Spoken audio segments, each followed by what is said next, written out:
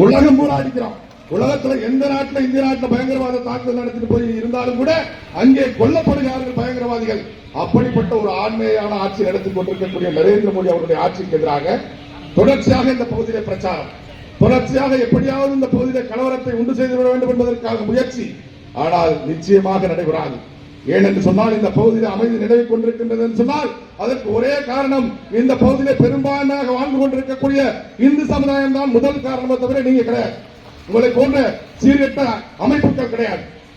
அதே போல தேசபக்தி மிக்க முஸ்லிம்களும் இங்கே அமைதி நிலவ வேண்டும் என்று விரும்புகின்றார்கள். தேசத்திற்கு விரோதமாக சிந்தனை இருக்கக்கூடியவர்கள், பயங்கரவாதிகளுக்கு ஆதரவான சிந்தனை இருக்கக்கூடியவர்கள், பாகிஸ்தானுக்கு ஆதரவான சிந்தனை இருக்கக்கூடியவர்கள், பயங்கரவாதிகளை ஆதரிக்கக்கூடியவர்கள், பிரிவினைவாதிகள் தான் இன்றைக்கு இந்த பகுதியில் அமைதி நிலவக்கூடாது, கலவரம் ஏற்பட வேண்டும் என்பதற்காக இந்த இஸ்லாமிய மக்களுடைய நன்மைக்காக மத்திய அரசாங்கம் கொண்டு வரக்கூடிய எல்லா சட்டங்களுக்கு எதிராகவும் தொடர்ச்சியாக போராட்டங்களை நடத்திக் கொண்டிருக்கின்றார்கள். இத்தனை ஆண்டு காலமாக நாமும் பொறுத்திருந்தோம். காவல்துறை இங்கு இருக்கக்கூடிய இந்த மாவட்டத்தில் இருக்கக்கூடிய காவல்துறை எந்த காவல்துறையாக இருந்தாலும் சரிதான், பல ஆண்டு காலமாக நாம் பார்த்துக் கொண்டிருக்கின்றோம். யார் வேண்டுமானாலும் போராட்டம் நடத்தலாம். அது எஸ்டிபி அமைப்பு நடத்தலாம், தமிழ்நாடு ஜவுளி ஜமாத் நடத்தலாம், பாகிஸ்தான் இருக்கக்கூடிய பயங்கரவாதி வந்து கூட்டம் போடுறா கூட இங்க போடலாம், அபில் சயீத் வந்து இங்க கூட்டம் போடுறா கூட போடலாம், காவல்துறை அனுமதி கொடுக்கும். ஆனா பிஜேபிக்கார இந்து இயக்கத்துக்கார போடணும்னு சொன்னா அனுமதி கிடையாது. உடனே அதை தடுத்து நிறுத்துறது, கைது பண்றது, சிறையில் அடைக்கிறது, கேஸ் போடுறது, வழக்கு போடுறது, இது வழக்கமா போச்சு. அந்த அடிப்படையில் தான் இன்னைக்கு தேசிய கொடி ஊர்வலத்தை கூட தடுத்து நிறுத்திருக்காங்க. எந்த ஆர்ப்பாட்டத்தை நடக்கிறதுக்கு அனுமதி கிடையாது. 3 மணி வரைக்கும் பேச்சுவார்த்தை.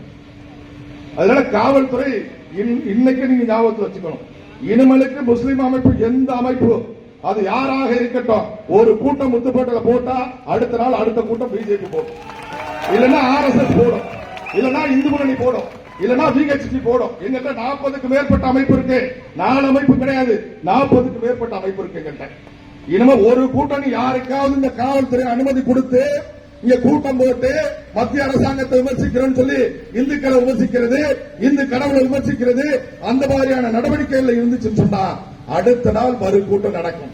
இங்க அமைதிங்கிறத நீங்க எதிர்பார்க்க முடியாது. நிச்சயமா அவர்களுடைய ஆசையை நிறைவேற்ற மாதிரி வாய்ப்பு இருக்கு காவல்துறை. இதுதான் கடைசி.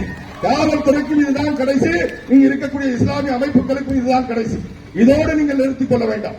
இல்லைன்னு சொன்னா கண்டிப்பாக ஏற்படக்கூடிய விளைவுகளுக்கு நீங்கள் தான் பொறுப்பாவீர்கள்.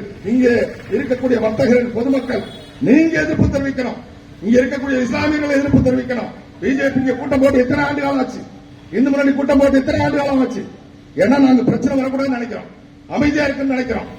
ஆனா தொடர்ச்சியா 6 மாசத்துக்கு ஒரு கூட்டம், 3 மாசத்துக்கு ஒரு கூட்டம், போடுறப்ப எல்லாம் பேசுறது, மத்திய அரசாங்கத்தை பேசுறது, மத்திய அரசாங்கத்துடைய மக்கள் திட்டங்களை பேசுறது, இந்துக்களுக்கு எதிராக பேசுறது, விநாயகர் ஊர்வலத்துக்கு எதிராக பேசுறது, இதை தொடர்ச்சியா அந்த அமைப்புகள் பண்ணிட்டு இருக்கு, காவல்துறை பார்த்துட்டு இருக்கு. இனிமேலுக்கு இந்த மாதிரி ஒரு கூட்டம் இந்த முத்துப்பேட்டையில் நடந்துச்சுன்னா நடக்கிறதே வேற. இந்த மாதிரி ரோட்ல போற புறம்போக்கு, ரோட்ல பிச்சை எடுக்கிறவன், அரசியல் அனாத, அந்த மாதிரி பயெல்லாம் இங்க வந்து மயக்க பிடிச்சு பேசினா அப்புறம் என்ன நடக்குன்னு சொல்ல முடியாது. எங்களுக்கு ஆள் இருக்கு, எங்களுக்கு உங்களை மாதிரி இவர் தலைவர், இவரை கட்சியினுடைய தேசிய செயலாளர் வேறு இருக்கிறார்கள், இஸ்லாமிய மதத்தை சேர்ந்தவர், தேசத்தை நேசிக்கக்கூடியவர்கள். உங்களை மாதிரி ரோட்ல போற சாப்பாட்டுக்கு வழி இல்லாத ஒரு முஸ்லிமை பிடிச்சி கையில எடுத்து கொடுத்து குல்லா வச்சு வந்து இங்க பேச வைக்க முடியும். நீங்க எப்படி பிச்சைக்கார பையில கொண்டாந்து வச்சு பேசுறீங்களோ அதே மாதிரி பிச்சைக்காரன் எங்கேயாவது பிச்சை எடுத்துட்டு போக பாருங்க, அவன் முஸ்லிமான்னு பார்த்து தேடி பிடிச்சி ட்ரெஸ் போட்டு நீ பேசுறான்னு சொல்ல வைக்க எங்களால முடியும். அதனால இத்தோட தயவு செஞ்சு இந்த பகுதியில் அமைதி இருக்கணும், கலவரம் ஏற்படக்கூடாது, வன்முறை ஏற்படக்கூடாது, வர்த்தகர்களுக்கு எந்த பாதிப்பும் வரக்கூடாது, இங்க இருக்கக்கூடிய இஸ்லாமியர்களும் இந்துக்களும் ஒற்றுமையா இருக்கணும் அப்படின்னு நினைச்சா வர்த்தகர்களும் யாருக்கும் கூட்டம் நடத்துறதுக்கு அனுமதி கொடுக்க கூடாதுங்கிறத வலியுறுத்தணும். இங்க இருக்கக்கூடிய இஸ்லாமியர்களும் வலியுறுத்தணும். இல்லைன்னு சொன்னா நிச்சயமா பதிலுக்கு பதில் உண்டு, வினைக்கு எதிர்வினை உண்டு, தொடர்ச்சியாக நடக்காத மாற்றம் கிடையாது. நீ பேசினா நீ நான் பேசுவேன், நீ அடிச்சா நான் அடிப்பேன், நீ கூட்டம் போட்டா நான் கூட்டம் போடுவேன். கண்டிப்பாக எந்த மாற்றம் கிடையாது. அதனால காவல்துறை ஏதோ பிஜேபி காரன் இந்து முன்னணிக்காரன் சொன்னா அப்படியே அமைதியா போயிருவான், சாம்பார் ஆயிட்டான் நினைச்சிட்டு கூடாது. இல்ல, காவல்துறை வந்து ரொம்ப இடம் கொடுத்து போச்சு உங்களுக்கு. முத்துப்பேட்டையில ஒரு காலத்துல பாரதிய ஜனதா கட்சினா எப்படி இருந்தோம், இந்து இயக்கங்கள் எப்படி இருந்துச்சு, இன்னைக்கு பார்த்தா பிஜேபி ரொம்ப கேவலம். எங்க ஒன்றிய தலைவரை பார்த்தா வா போன்னு கூப்பிடுறது காவல்துறையில் இருக்கக்கூடிய அதிகாரிகள், எங்க மாவட்ட பொறுப்பாளரை பார்த்தா வா போன்னு கூப்பிடுறது. அதிமுக ஒன்றிய செயலர் வா போன்னு கூப்பிட்டுருவீங்களா? திமுக ஒன்றிய செயலர் நீங்க வா போன்னு கூப்பிட்டுருவீங்களா? எங்களுடைய கட்சிக்காரர் ஸ்டேஷனுக்கு வந்தா மதிக்கிறது இல்ல, மற்ற கட்சிக்காரன் தான் சேர போட்டு உட்கார வச்சு பேசுறது. கட்சி நிர்வாகிகளுக்கு உரிய மரியாதையை காவல்துறை கொடுத்தாங்க. அது நீ எந்த கட்சியா இருந்தாலும் சரி, அது விடுதலை சிறுத்தையா இருந்தாலும் சரி, ஒரு கட்சியில ஒன்றிய செயலாளர் இருக்கிறான், ஒன்றிய தலைவர் இருக்கிறான்னு சொன்னா அவனுக்கு மரியாதை கொடுக்கணும். நீங்க எப்படிப்பட்ட அதிகாரியா வேணாலும் இருங்க, யார் நீங்க யார் வா போன்னு பேசுறதுக்கு, மிரட்டத்துக்கு நீங்க யாரு? தொடர்ச்சியாக நடந்துட்டு புதுப்பட்டேன். தயவு செஞ்சு இதோட காவல்துறையை நிறுத்திக்கணும், இந்த இஸ்லாமிய அமைப்புகளும் நிறுத்திக்கணும்னு கேட்டுக்கிறேன். நன்றி, வணக்கம்.